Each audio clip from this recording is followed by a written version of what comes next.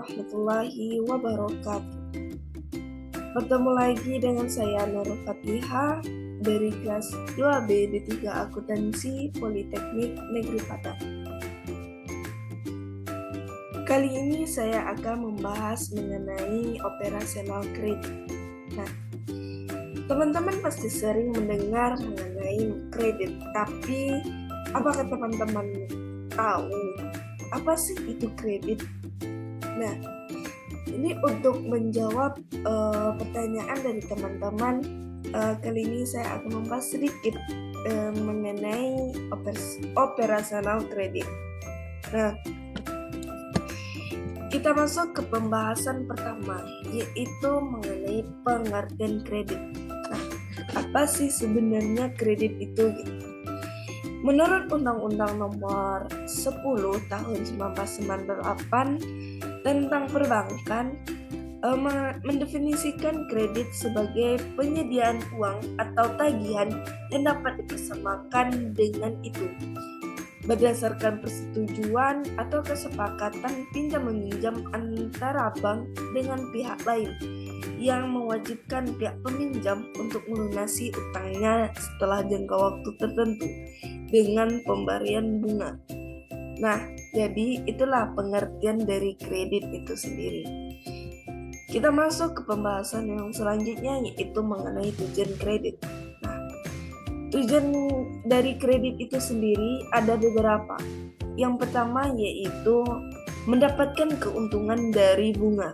Nah, pasti kita sering bertanya-tanya, dari mana sih sebenarnya bank itu mendapatkan profitnya?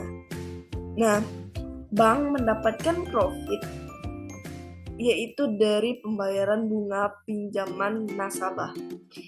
Jumlah bunga tersebut bisa tetap dan bisa pula progresif seiring berjalannya waktu. Apabila nasabah tidak melunasi cicilan pinjamannya tepat pada waktu,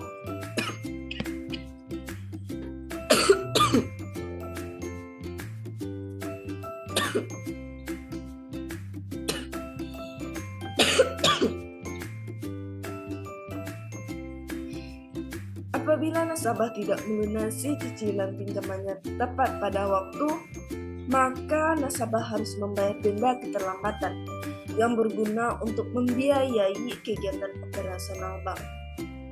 Nah, tujuan yang kedua yaitu membantu nasabah dalam memenuhi kebutuhan. Bank juga ingin membantu nasabah dalam memenuhi kebutuhannya, baik konsumtif maupun produktif. Oleh karena itu, bank menyediakan layanan kredit untuk nasabah. Perbankan menyediakan banyak jenis kredit sesuai dengan kebutuhan dan tujuan masyarakat. Contohnya, kredit modal kerja yang diperuntukkan bagi masyarakat yang ingin mengembangkan UMKM miliknya. Ada pula kredit perumahan rakyat untuk membantu masyarakat dalam membeli rumah atau jenis properti yang lainnya. Nah, tujuan yang ketiga yaitu memajukan perekonomian Indonesia melalui kredit. Kredit menjadi bentuk kontribusi perbankan bagi perekonomian Indonesia secara keseluruhan. Semakin banyak dana yang disalurkan melalui kredit, maka perekonomian negara pun makin bertumbuh. Penyaluran kredit usaha kepada pengusaha kecil atau menengah dapat meningkatkan performa bisnis mereka. Pengusaha bisa mengembangkan usahanya sehingga berhasil meraup penghasilan yang lebih besar. Nah, penghasilan tersebut digunakan untuk membayar pajak sebagai bentuk kontribusi pengusaha atas perekonomian Indonesia. Nah, jadi itulah tujuan dari kredit itu sendiri. Selanjutnya yaitu mengenai fungsi kredit. Nah, fungsi kredit ini juga ada beberapa. Yang pertama yaitu meningkatkan daya guna uang. Maksudnya di sini yaitu daya guna uang makin bertambah apabila digunakan oleh masyarakat. Karena itu, bank tidak hanya menyediakan layanan simpanan, layanan pinjaman diluncurkan agar uang tetap produktif dan menghasilkan keuntungan bagi bank. Nah, fungsi yang kedua yaitu meningkatkan peredaran uang. Kredit usaha digunakan untuk mengadakan barang dan jasa suatu bisnis. Jika bisnis telah memiliki produknya, mereka bisa melakukan transaksi perdagangan bersama konsumennya. Nah, alhasil peredaran uang di suatu wilayah pun bertambah berkat pemanfaatan kredit tersebut. Nah, yang ketiga yaitu memajukan usaha, memotivasi kemajuan usaha. Rata-rata pengusaha langsung mundur ketika mereka mengetahui jumlah modal bisnis yang digunakan tidak sedikit. Layanan kredit berfungsi untuk memotivasi pengusaha dalam memajukan bisnis. Mereka tidak perlu menunda pengembangan bisnis karena meminjam sejumlah dana dahulu. Nah, selanjutnya yaitu meningkatkan daya guna barang produksi. Salah satu alasan masyarakat membutuhkan kredit adalah mengembangkan produknya. Bantuan kredit dari perbankan berguna sebagai modal untuk meningkatkan kualitas produk. Pengusaha bisa menggunakan bahan baku dengan mutu terbaik sehingga daya guna barang pun bertambah. Selanjutnya yaitu meningkatkan stabilitas ekonomi. Kredit juga digunakan untuk penyaluran barang-barang ekspor hingga ke pasar luar negeri. Devisa atau hasil ekspornya masuk ke dalam penghasilan negara. Yang alhasil stabilitas ekonomi meningkat karena kegiatan ekspor ini. Tidak hanya itu, Indonesia juga semakin kompetitif di pasar internasional. Nah, selanjutnya yaitu merevolusi pola pikir masyarakat Indonesia. Kebanyakan masyarakat Indonesia berpikir bahwa modal untuk mengembangkan usaha hanya berasal dari kantong sendiri. Padahal perbankan menghadirkan layanan kredit untuk meningkatkan level usaha. Kehadiran kredit tersebut perlahan-lahan mengubah pola pikir masyarakat sehingga mereka tidak perlu menunda-nunda memulai usaha. Nah, itulah fungsi dari kredit itu sendiri. Kita masuk ke pembahasan yang selanjutnya yaitu mengenai unsur-unsur kredit. Nah, apa aja sih unsur-unsur kredit tersebut? Yang pertama yaitu adanya badan atau orang yang memiliki uang, barang, atau jasa yang bersedia untuk meminjamkan kepada pihak lain. Orang atau barang demikian lazim disebut kreditor. Nah, adapun orang yang membutuhkan atau yang meminjam uang, barang atau jasa sering disebut dengan debitur. Yang kedua adanya pihak yang membutuhkan pinjaman. Yang selanjutnya yaitu adanya kepercayaan dari kreditur kepada debitur. Selanjutnya adanya janji dan kesanggupan membayar dari debitur kepada kreditur. Selanjutnya yaitu adanya perbedaan waktu. Nah, perbedaan waktu yang di sini bermaksud kepada perbedaan antara saat penyerahan uang, barang atau jasa oleh kreditur dengan pada saat pembayaran kembali oleh debitur. Yang selanjutnya yaitu adanya risiko.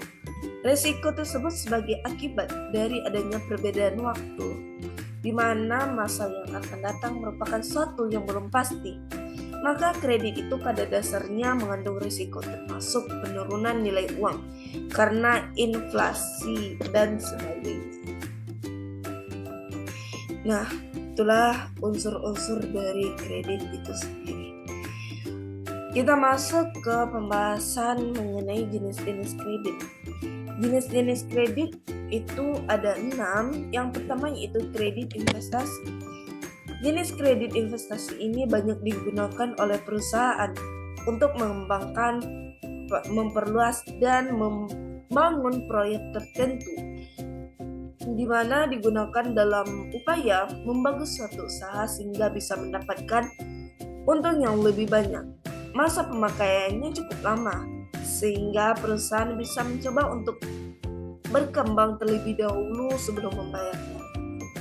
Nah, yang kedua yaitu kredit usaha rakyat. Jenis kredit ini merupakan salah satu program dari pemerintah dalam membantu usaha mikro, kecil, menengah dalam mendapatkan pembiayaan atau modal usaha. Melalui pinjaman ini, para penggiat UMKM bisa mendapatkan uang yang dibutuhkan dalam membangun ataupun meningkatkan bisnis UMKM mereka. Jadi, rakyat tidak perlu lagi bingung mencari pinjaman yang terjamin. Nah, kredit usaha rakyat ini terdiri dari beberapa jenis. Yang pertama, kredit usaha rakyat mikro, di mana berfokus pada usaha kecil skala mikro dengan permodalannya maksimal 25 juta. Kedua yaitu kredit usaha rakyat retail, di mana pinjaman modal dengan nominal maksimal sebanyak 500 juta.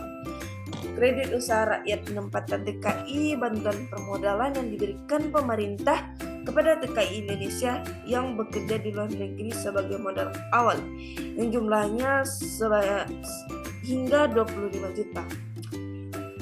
Kredit usaha rakyat khusus. Kredit ini merupakan bantuan modal usaha khusus bagi perkebunan rakyat, peternakan dan perikanan rakyat, mulai dari 25 juta hingga 500 juta. Kita masuk ke jenis kredit yang ketiga yaitu kredit perumahan. Sesuai dengan namanya, kredit ini dikeluarkan bagi para peminjam yang ingin membeli properti berupa ruko, rumah, dan lain-lain. Tentu saja dengan jaminan berbentuk objek yang dibiayai. Selanjutnya yaitu kartu kredit. Kartu kredit adalah fasilitas pinjaman tanpa agunan yang diberikan kepada perorangan, diterbitkan oleh rakyat untuk bisa mendapatkan diterbitkan oleh bank tertentu.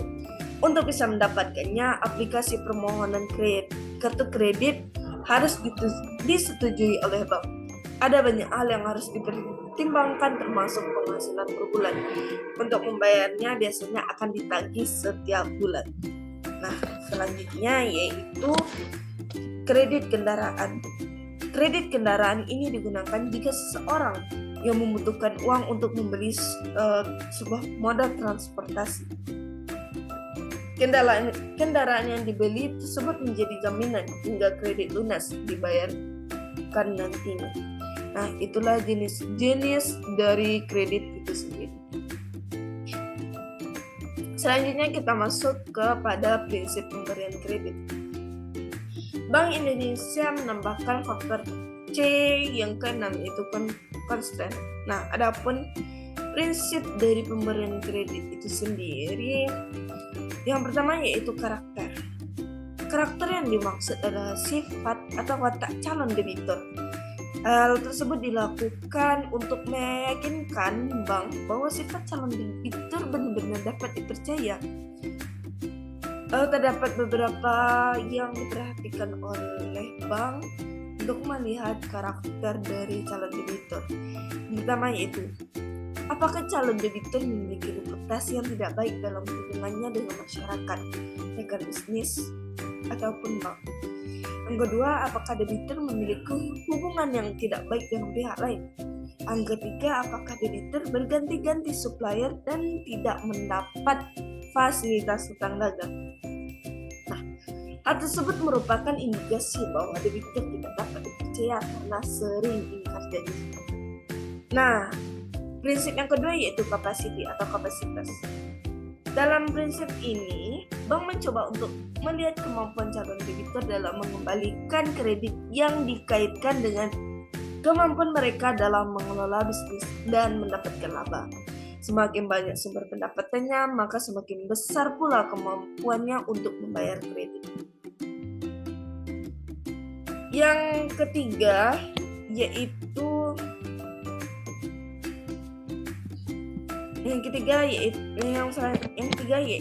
kapital. Pada prinsip ini, bank akan melihat kecukupan modal yang dimiliki oleh calon debitur dalam menjalankan usahanya. Biasanya bank tidak akan membiayai 100% satu usaha. sehingga calon debitur harus menyediakan dana dari sumber lain atau dari modal sendiri, yang tujuannya untuk mengetahui sumber-sumber pembiayaan yang dimiliki calon debitur dalam usahanya. Analisis kapital dilakukan dengan mempelajari nilai kekayaan bersih yang dimiliki calon debitur yang dilihat melalui total aktiva dan kewajiban dalam laporan keuangan. Di sini terdapat beberapa hal yang dinilai beresiko bagi bank. Selanjutnya yaitu kondisional. Nah, dalam prinsip ini, pihak bank akan berusaha melihat kestabilan finansial dari calon debitur, yang tujuannya untuk memprediksi prospek usaha di masa mendatang bersamaan dengan informasi finansial capacity. Kemudian pihak bank akan memprediksi risiko kemungkinan gagal bayar dari calon debitur. Terdapat dua aspek yang dianalisis. Pertama yaitu kondisi industri dan kondisi ekonomi. Prinsip selanjutnya yaitu kolateral. Kolateral merupakan prinsip 5C yang berupa jaminan fisik maupun non-fisik yang diberikan calon debitur. Jaminan yang diberikan hendaknya melebihi jumlah kredit yang akan terlebih dahulu diteliti keabsahannya oleh pihak bank. Jaminan ini berfungsi sebagai pelindung dari risiko keuangan. Analisis prinsip kolateral bermaksud untuk mengikat keseriusan debitur dalam menjalankan usaha dan membayar kewajiban. Selain itu juga sebagai jalan keluar kedua jika debitur prestasi. Nah, prinsip terakhir yaitu constraint, yang berupaya untuk melihat batasan dan hambatan yang menyebabkan satu bisnis tidak dapat dilaksanakan karena kondisi tertentu. Contohnya pompa bensin di sekitar usaha bengkelas, usaha peternakan di lingkungan pemukiman, dan lain-lain. Nah, itulah prinsip dari pemberian kredit itu sendiri. Kita masuk ke pembahasan selanjutnya yaitu mengenai aspek penilaian kredit. Aspek penilaian kredit ini dilihat yang pertama yaitu aspek yuridis atau aspek hukum. Yang dinilai dalam aspek ini yaitu masalah legalitas badan usaha serta izin-izin yang dimiliki perusahaan yang mengajukan kredit. Penilaian dimulai dengan pendirian perusahaan sehingga dapat diketahui siapa pemilik dan besarnya modal masing-masing pemilik. Contohnya seperti surat izin usaha industri untuk sektor industri, surat izin usaha pertambangan, surat nomor pokok wajib pajak, dan lain sebagainya. Nah, yang kedua yaitu aspek pemasaran. Yang dinilai adalah permintaan terhadap produk yang dihasilkan sekarang dan di masa yang akan datang, bagaimana prospeknya. Yang perlu diteliti dalam aspek ini yaitu pemasaran produknya minimal 3 bulan yang lalu atau 3 tahun yang lalu.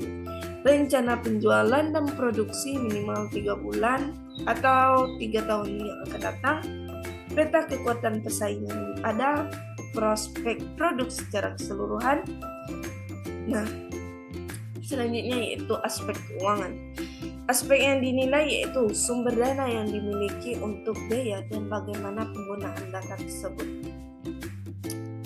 Penilaian bank dari segi keuangan biasanya dengan suatu kriteria. Yang pertama yaitu resiko-resiko keuangan, yang kedua periode pengembalian, yang ketiga nilai sekarang bersih, yang keempat indeks profitabilitas, yang kelima tingkat pengembalian internal, dan yang terakhir yaitu break even point.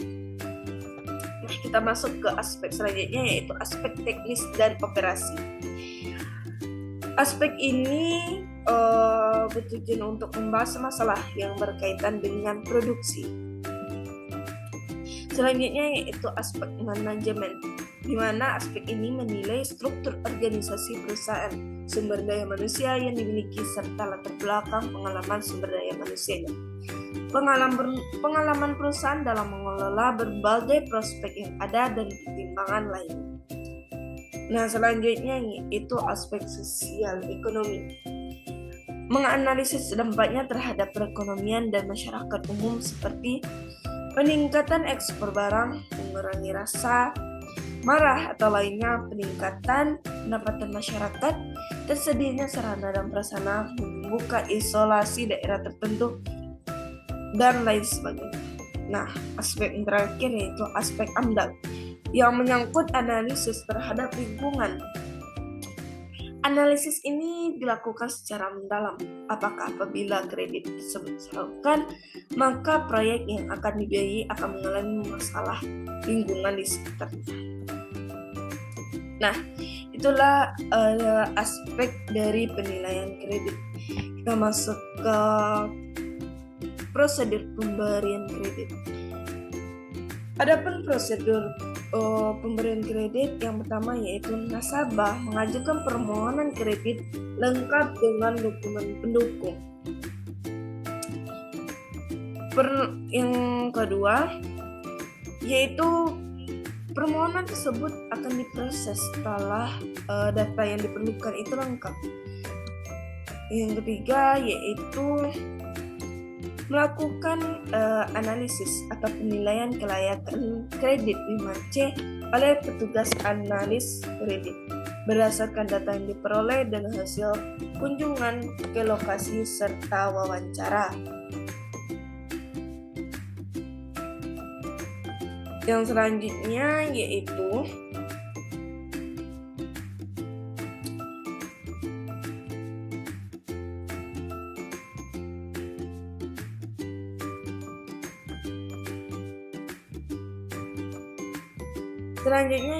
appraisal kredit akan diajukan untuk disetujui oleh pimpinan. Nah, apabila disetujui maka diberikan surat pemberitahuan persetujuan kredit kepada nasabah. Selanjutnya yaitu realisasi kredit, peningkatan agunan kredit dan pencairan kredit. Setelah pencairan kredit dilakukan, maka BPD akan melakukan monitoring terhadap kredit yang telah diberikan. Nah, itulah pembahasan mengenai prosedur pemberian kredit. Nah, dalam kredit itu sendiri dikenal juga dengan kredit macet. Nah, penyebab dari kredit macet itu sendiri itu perencanaan keuangan yang kurang baik oleh debitur. Dalam proses setelah mendapatkan approval, terkadang debitur mengalami kondisi yang berada di luar kendali, sehingga berpotensi menimbulkan kredit macet. Nah, yang kedua yaitu hutang untuk kebutuhan konsumtif. Kebutuhan konsumtif pada kali ini memiliki artian berhutang untuk memenuhi gengsi semata. Memang kebutuhan setiap individu berbeda, namun ada baiknya berhutang untuk tujuan yang lebih produktif. Melalui hutang produktif, debitur akan memiliki kemungkinan mendapat profit dari kegiatan bisnisnya yang dapat digunakan untuk membayar hutang. Nah, adapun penyelesaian dari kredit macet tersebut yaitu yang pertama yaitu penjadwalan kembali, di mana kreditur memberikan perpanjangan tenor kepada debitur yang disesuaikan dengan kemampuan bayar debitur. Semakin panjang tenor akan memperkecil jumlah angsuran yang dibayar setiap bulannya. Yang kedua yaitu persyaratan kembali, di mana kreditur dapat merubah jadwal pembayaran, jangka waktu serta persyaratan lain dengan syarat tidak merubah maksimum plafon kredit. Yang ketiga yaitu penataan kembali. Kreditur dapat memberikan relaksasi kredit dengan cara mengubah tunggakan menjadi pokok kredit baru, sehingga penjadwalan dan persyaratannya kembali. Selain itu, kreditur juga dapat menurunkan suku bunga yang dibebankan oleh debitur. Nah, jadi itulah sedikit pembahasan mengenai operasional kredit itu sendiri. Sekian pembahasan saya pada kali ini. Jika ada yang salah, mohon maaf. Kita ketemu di lain kesempatan. Saya Nurul Fatihah undur diri. Assalamualaikum warahmatullahi wabarakatuh.